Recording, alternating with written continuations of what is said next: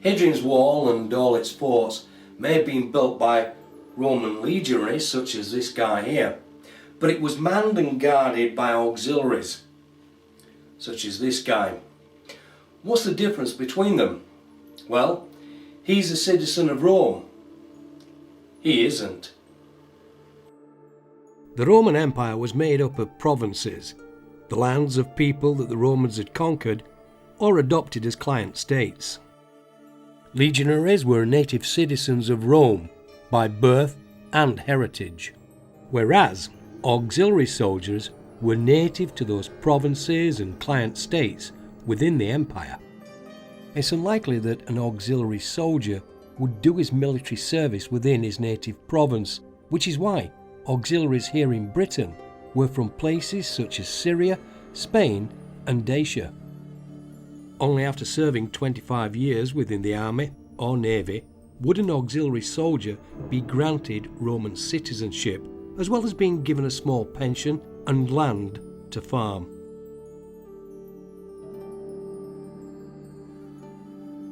A legion was a unit of about 5,000 troops, split into 10 cohorts.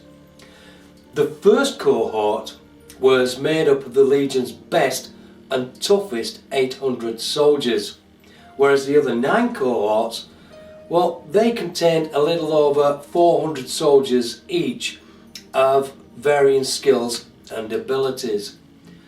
The legion also had a cavalry section of about 120 horses. There would have also been various standard bearers, such as the Aquilifer. The Aquilifer carried the legion's eagle. Then there would have been the Imaginifer. He would have carried a bust of the emperor. The Signifer, who would have carried the legion's battle honours, and the Cornison, who would have been, well, basically the bugler of the day. Okay, so what makes up a cohort?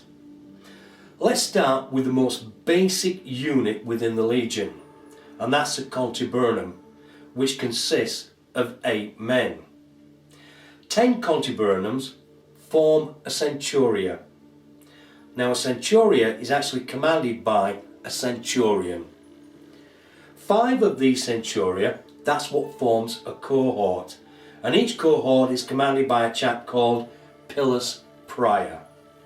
So each cohort contains about 400 legionaries, 400, 420, something like that. However, if we take the first cohort, we know that it's double strength. Therefore, it contains about 800 legionaries and is commanded by the Primus Pilus. Oh, quite simple really, isn't it?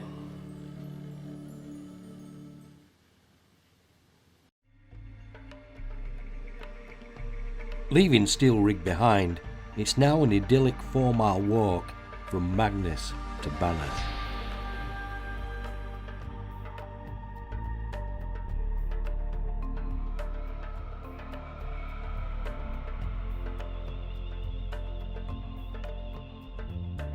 A brief downpour only aids to surrender up another little gem at Gilsland, so it was lunch at the house of Meg before continuing on with my journey.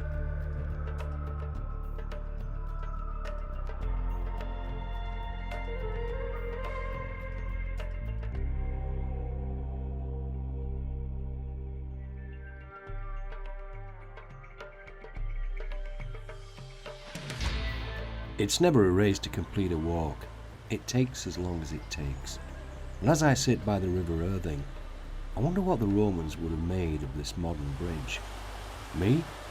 I like it.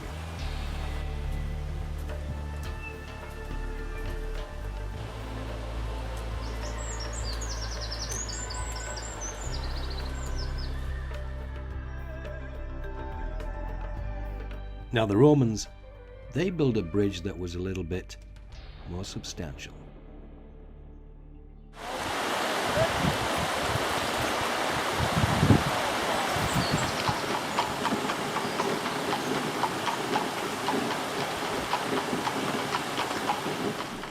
Incidentally, For those who may be wondering why the Roman bridge at Willowford Farm appears to be some distance from the River Irthing, well, over the past 1800 years, its course has changed a little.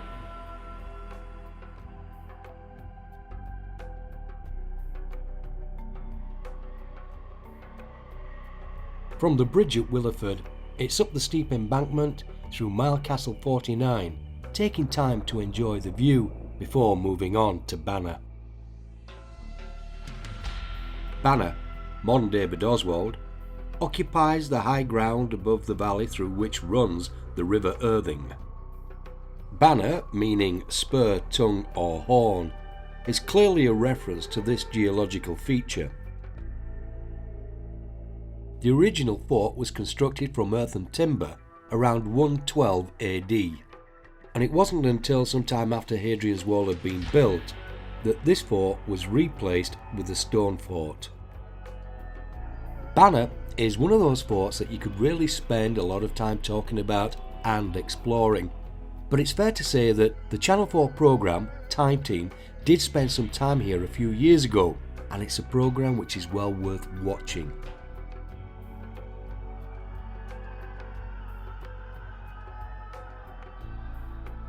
Oh, incidentally, this chap here takes his role as a centurion very seriously. Scared the kids to death. In a good way. Scared me too. Paul and I met back up to walk the next 14 miles to Carlisle. The weather had turned nasty, and it was in the early hours of the morning when we'd reached our pre-booked hotel.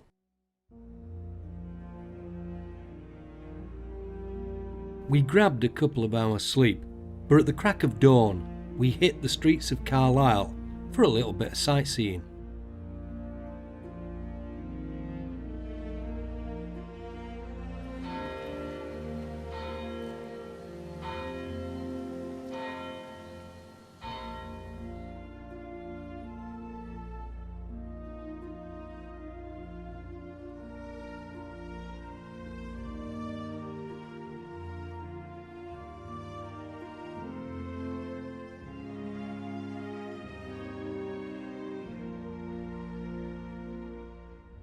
Today, Carlisle Castle stands on the site once occupied by the Roman fort of Lugivalium.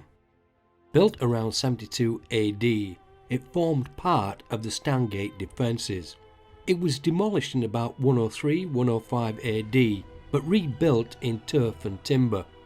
Although never part of the Hadrian Wall defences, it was also rebuilt in stone at about 165 AD. Hadrian's Wall was situated directly north of the River Eden in modern-day Stanwick and was protected by the fort of Uxalodunum. Uxalodunum, the waterside fort, was the largest fort along Hadrian's Wall and was garrisoned by the Alla Patrina, a crack 1,000-strong cavalry unit, a regiment of auxiliaries who would all earn their Roman citizenship for valour upon the field of battle. And it's in honour of this regiment that the fort earned its unofficial name of Petrianum. This was the command HQ for the whole of Hadrian's Wall. It even had its own direct signalling system to the legate at Eboracum, modern-day York. Today, its remains lay hidden far below the streets and houses of Stanwick. Now, a hearty breakfast beckoned before we set off on our final leg of the journey to Maia.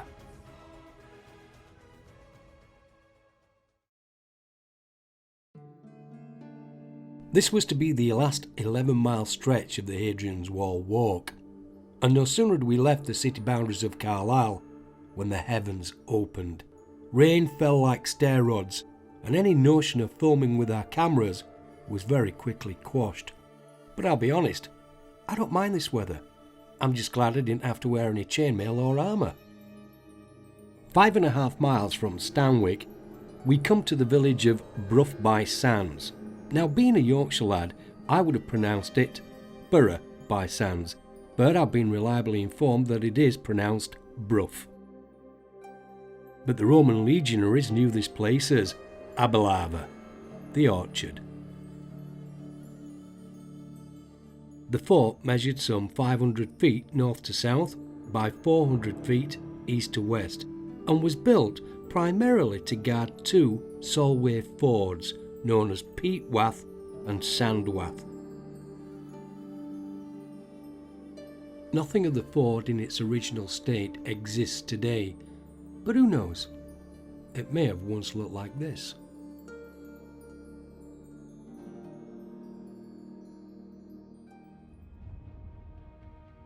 Next, it's on to Concavata, at modern-day Drumbrough, taking in the views as we go.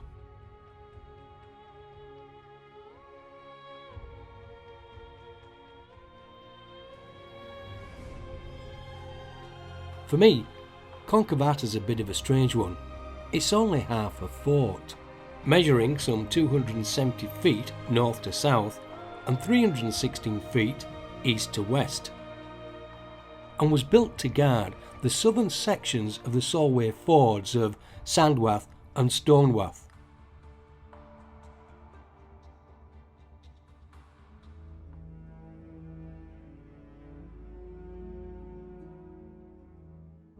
We reached Bowness on Solway just as the rain began to ease, and whilst we paused for a moment upon the shore of the Solway to enjoy the view and catch the salty sea air on the breeze, it slipped my mind that we were now stood inside what was once the Roman fort of Maiaia.